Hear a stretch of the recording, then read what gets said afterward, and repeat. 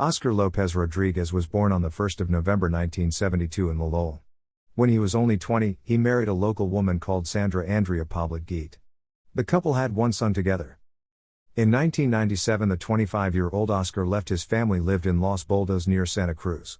He started a new hobby, collecting antiques, old lamps, wooden cartwheels and iron gates. He cycled around, looking for all sorts of things that could possibly have any value, with the intention of restoring the items and selling it. He became more and more withdrawn and eventually moved away to Los Robles, a short distance from Lolol. During this time, he lived in an ecological community of about 15 people. Members of the community kept to themselves and reject traditional society and societal norms. It was a Christian-based religious group that is dedicated to living off the land, only eating food they produce themselves. They didn't send their kids to school and shut themselves off from the outside world. People outside of the community do not know exactly what happened behind the locked gates. It was believed that Oscar was expelled from the community because of behavioral issues. But according to him, he decided to leave after the earthquake of February 27, 2010. He moved into Lolol town. He had been living in a room in an old adobe houses, made of mud and straw mixed together to dry to make a strong brick-like material. Oscar was not one for paying rent, so he moved around quite a bit. Although they had been separated for a while, Oscar and Sandra's divorce was only finalized in April 2011. It was a fresh start for him, and he had plans to explore his passion for antiques and open a store. He found a home at 145 Los Alerces Avenue, across the road from the Lolol fire station. The antique store was located in the front and Oscar lived in the back. Well, antiques in a loose sense of the word, as it was somewhat of a junk store where all kinds of odds and ends could be found. Some restored iron gates or grids, renovated furniture, old lamps. It was not really a refined, catalog type of shop, but rather a glorified scrapyard. His customers were mainly tourists who passed through the town. Well-to-do people were also aware of him as he was sometimes able to source some or other rare antique relic. The residents of Lolol were curious to learn more about the new man in town. Everybody knew that Oscar had lived in the ecological community before and people were intrigued by him. He had long hair and a beard and neighbors referred to him as El Hippie. When a neighbor's daughter fell ill, he recommended a remedy, made from local flowers. He had a mystical air about him that intrigued people who met him. But before long, it surfaced that he was rather weird, an introvert with strange ideas. He saw himself as godly, in fact his long-haired look was inspired by Jesus. Oscar was a loner who claimed to be the envoy of God. He claimed that he could converse with superior beings and with God. He would also mumble to himself while he was doing the rounds in Lolol, saying that he was going to kill people. He would always add that he was going to cut off his rival's head after the duel and wear it to the cemetery as a hat. He is waiting for his head to be cut and thrown in a box, was another thing he would say if anyone upset him. Townspeople honestly thought he was a harmless eccentric, who had some mental health issues. Nobody took his ramblings seriously. Because Oscar was relatively new to the region, he did not have many friends and he had no known family living nearby either.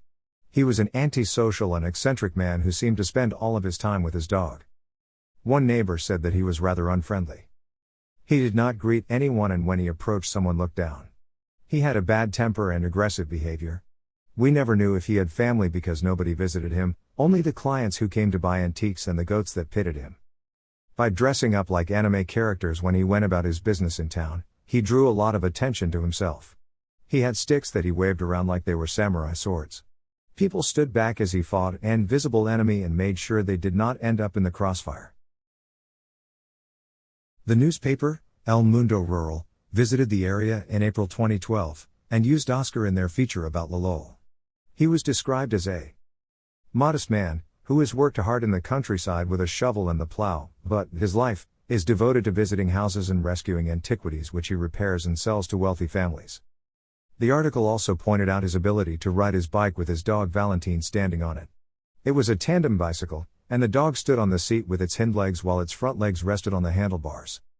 In the same interview with El Mundo Rural, he said, "My dog is a self-regulator in balance. This he learned from the last earthquake, because when he saw me leave so desperately from my house on the bike, he climbed on the grill to accompany me and he keeps that custom up to this day." Oscar idolized his dog and told everyone that Valentine was going to save humanity, he was the next messiah. Because of his outrageous stories and strange behavior, El Hippie became El Loquito or the Crazy One. There are a couple of stories about Oscar that made an impression on the people of Lolol. On one occasion, he visited the town's municipal offices and applied for the exclusive use of a road. It was a stretch of road just outside of town, on the way to Santa Cruz. When he was asked why, he told them he planned on having a duel with his enemy. The enemy was a local man he did not get on with. Oscar handled the whole situation like he was a cowboy, living in the Wild West, and officials weren't sure how to handle his request. When his request was denied, he was outraged. He said that nothing would stop the duel from happening, and once it was done, he would take the head off his rival and wear it to the cemetery as a hat. Neighbors told police that he would sell marijuana to young people from the area. They were always hanging around his place. There were theories that the ecological commune grew and supplied the marijuana, then sent it to Oscar to sell. This has never been confirmed. He was also seen on many occasions, doing samurai moves in his back courtyard, and neighbors felt that he had the tendency to be violent. He loved with the Quentin Tarantino movie Kill Bill, particularly the use of knives in the film. He became obsessed with anything that had a blade, sabers, knives, swords, axes. Another man living in the area was Juan René Duarte Becerra. He was born on the 7th of January 1956. Juan lived in Lolol his whole life and worked as a farmer. People in the region affectionately referred him as Don Juanito. Juan married his wife, Maria Adriana Rodriguez Espina, in May 1976, and they lived a happy and peaceful life in the Colchagua Valley. Juan was known as a good man who did not shy away from a hard day's work. He worked as a seasonal farmer at the Viña Casa Silva estate for 20 years. It is an exclusive wine estate with a restaurant and hotel on the farm, one of the main attractions for wine lovers who visit the area. In the summer of 2012, Juan was on medical leave as he had had surgery to remove a hernia from his spine. On Tuesday afternoon of 10th of July, Juan told his housemaid that he was going to Oscar Lopez Rodriguez's store to purchase an iron rod. He had also seen an old little table that he was thinking about buying. Don Juanito's wife was concerned when he had not returned home for dinner. She tried to call him, but his cell phone just rang and rang. She spent the whole night trying to find him. He was nowhere to be found. The day after his disappearance, she tried calling his cell phone for the umpteenth time. This time it rang, somebody silenced it after a couple of rings. The following day, July 11th, Juan's family filed a missing persons report with Lolol police. The next day, a 46-year-old woman called Maria Jose Reyes, who was traveling in the Lolol area with 2 of her 4 children, stopped off in the picturesque little town. Maria was born on the 26th of June, 1966, and lived and worked in Santiago. She worked as a physical education teacher for 15 years before she resigned to spend more time with her family. She was married to Wenceslao Fernando Montero Sanchez in 1989, and the couple had 4 children. Her family affectionately called her Cote. Maria was known to be a special teacher who made a point of it to give personalized attention to all of her students. One of her students said, "She was a great woman, an excellent teacher, one of those who treat you like a mother. After meeting her, I will never forget her." Although Maria didn't work full-time anymore, she started working at Colegio El Golf in Vicatura, where she created a class called La Academia, or the Academy. It ran a workshop for high school graduates with special needs to prepare them for employment. A friend recommended the antique shop in Lolol when she heard Maria was remodeling her home. On Thursday afternoon, the 12th of July, Maria drove with 2 of her children to the Moore family farm in the Bucaruca area, where they would spend their winter holiday break. On the way, they planned to visit the antique store in Lolol. The Colchagua Valley was only a 2.5-hour drive south of Santiago, and Maria's husband and 2 other children were to follow in a second car. It was Maria's idea that the family have their vacation in the region, as the climate was mild, and the stunning scenery made for an idyllic break from the hustle and bustle of the city. They also had family down there, and it was familiar to them. When driving down, Maria would usually stop in Lolol to stock up for the vacation.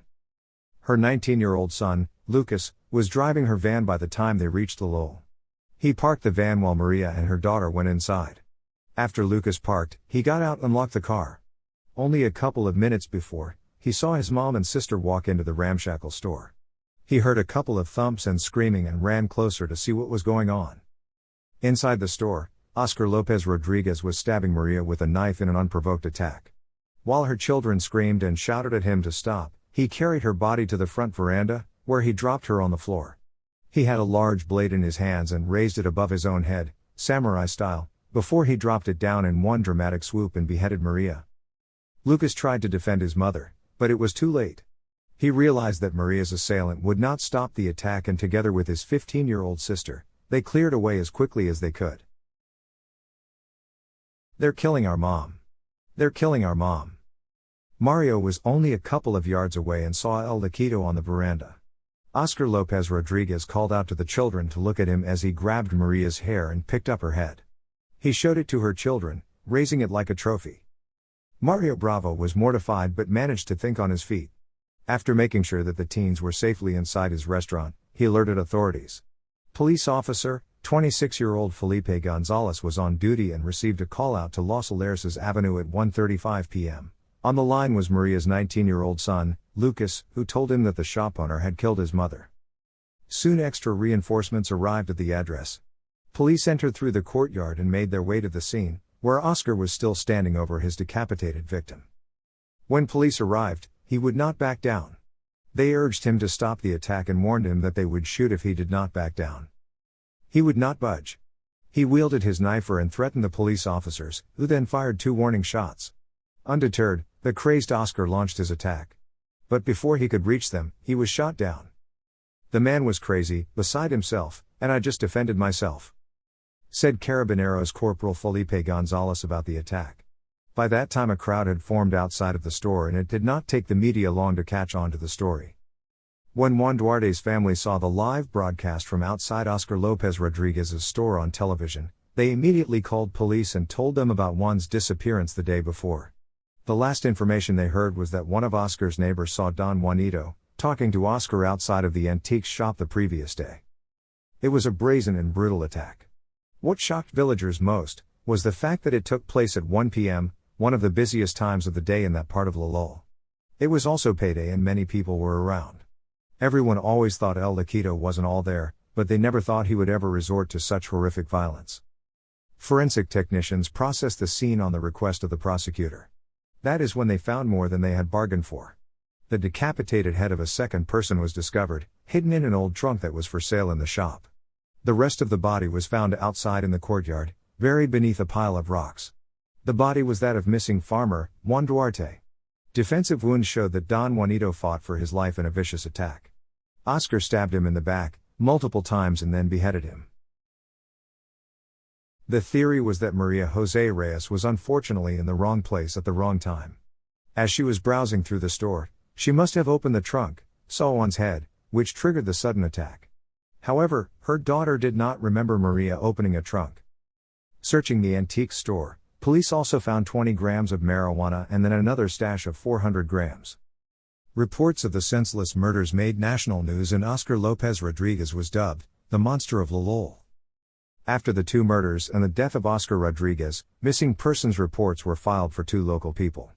Both had had a connection with Oscar in the past, and their families were concerned that they had suffered the same fate. One of the confrontations even led to a brawl that had to be broken up by police.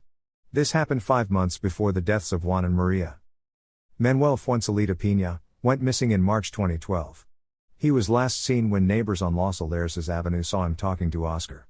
However, no other remains were found inside of Oscar's house. Cadaver dogs searched the property, looking for more victims, but could not find anything. They searched an area of 5,000 square meters. On this land were also a couple of wells, so police divers were brought in to investigate, but they did not find anything. Police wondered how many more people would come forward. In an effort to follow up on the missing persons cases, they identified an area of about 10 miles from the site of the incident, where Oscar lived about 4 years before the murders. GOP specifically investigated the area around a big well that was lying in a field, but again, there was nothing. Police went to all the houses in which Oscar had lived in the area and confirmed that there were no other victims. Because Corporal Felipe Gonzalez killed Oscar Lopez Rodriguez on the day of the attacks, there was an investigation to see whether his actions were warranted. Before his hearing, he said, "I'm calm, because I have the support of my command and of General Alejandro Contreras. Also because I acted in accordance with the law." It was concluded that he acted within the stipulated norms and no case was brought against him. But the damage was done, and the trauma of the events of that day haunts the young officer to this day. Dr. Luis Risco, specializing psychiatrist at the Clinical Hospital of Chile, believes that Oscar's could be a case of chronic schizophrenia or a delusional disorder. The fact that he dressed up like an anime characters in public could be a sign of this. He particularly liked to dress up like Goku, of the Dragon Ball series, using two sticks strapped in a cross onto his back, to serve as his swords. In the series, Goku is a might warrior who protects the planet against anyone seeking to destroy it. The prosecutor ordered a psychological autopsy. At the time, no one had heard of such a procedure. It was a new jargon to law enforcement in Chile. What it meant was that they were looking for evidence of the perpetrator's mental state at the time of the crime. Where a physical autopsy would test for signs to the body, a psychological autopsy tested for signs of the mind. The purpose of this was to confirm that the killer acted alone and to determine what his motive could have been. To psychologists, this was not a new notion. It has been done for years at the request of the prosecutors in charge of the cases, usually to determine if the death of a person was caused by suicide or by the action of third parties. The only difference was, now the procedure was called a psychological autopsy. Dr. Risco explained how they would go about to gather the psychological evidence. It is a procedure that is carried out with the testimonies of the family and people who usually surrounded the perpetrator. This way, we arrive at a diagnosis as accurate as possible of what led this person to act the way he did. The doctor also, in his opinion, adds that the use of drugs is investigated, for example, things that have decalibrated the mentality of the person. If there was a fight or conflict in the last days. In the case of Oscar Lopez Rodriguez, Dr. Rixo concluded, "I think it was not, but a problem of chronic psychosis that was left untreated." The results of the psychological autopsy were made public 2 weeks after the murders and pointed out that Oscar Lopez Rodriguez suffered of transient psychosis, mystical delusions and bizarre behaviors. Dr. Risco added that, on more than one occasion, Oscar was already out of reality, he was listening to orders, as if he had to save humanity. The only time his strange behavior ever got onto police radar was when he hit people with a stick, after putting on a samurai-esque movement display at a town fair. Shortly before this incident, Oscar told his friend, Ignacio Romero, "God sent me to kill someone from time to time. God ordered me to become a shaman." Oscar swore to his friend that he talked to God every 3 days. Ignacio did not take him seriously, and thought Oscar was talking nonsense because he had had too much weed. His obsession with sticks, that he pretended were swords, was common knowledge to everyone who knew him. His daily routine went something like this: he got up at 6 a.m. and do his morning exercise. The routine included lifting a 220 pounds, or 100 kilograms, oak trunk and using a straw sack a neighbor had given him as a punching bag. In hindsight, investigators wondered if the murders were planned.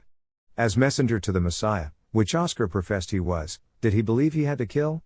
Perhaps his morning regime was preparation for an execution and not merely a daily fitness workout. On the Thursday morning of Maria's murder, a neighbor saw him carving roots he had collected. He used a knife with swift precision. Coming from the ecological community, he often used plants and their roots for medicinal purposes. Oscar Lopez did not have a concerning criminal background.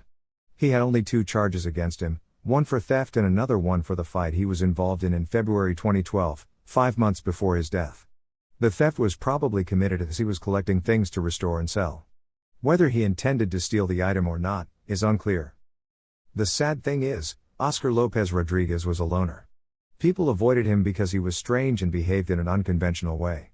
If he had a network of friends, perhaps someone would have encouraged him to get help. Who knows? None of the hospitals of Lolol or Santa Cruz had any records of Oscar ever receiving mental help or treatment. Even though the psychological autopsy provided some explanation for Oscar's action, it did not undo the damage that was done. 2 lives were lost, and their loved ones were facing life without them. The night after his death, Oscar's was claimed from the medical service by his son. His body was waked at his parents' home in Los Boldos, near Santa Cruz, and was buried the following day in the cemetery of Santa Cruz, in a ceremony attended by about 100 people. His former wife, Sandra, did not attend his funeral.